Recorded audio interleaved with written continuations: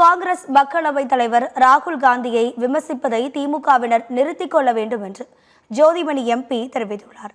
கரூர் மாநகராட்சி பகுதியில் உள்ள அரசு மருத்துவக் கல்லூரிக்கு நாடாளுமன்ற உறுப்பினர் மேம்பாட்டு நிதியில் இருந்து 20 லட்சம் ரூபாய் மதிப்பிலான சலவை இயந்திரத்தை ஜோதிமணி எம்பி வழங்கினார்.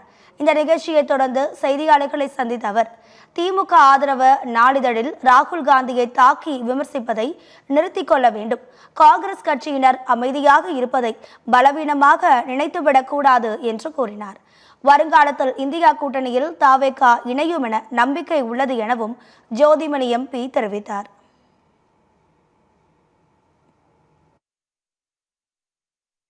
நம்ம கூட்டணியிலிருந்து பிரிய வேண்டிய எல்லா கட்சிகளுமே திமுக கூட்டணியிலிருந்து பிரிய வேண்டிய ஒரு காலத்தின் கட்டாயம் தமிழ்நாட்டு அரசியல்ல ஏற்பட்டிருக்குது.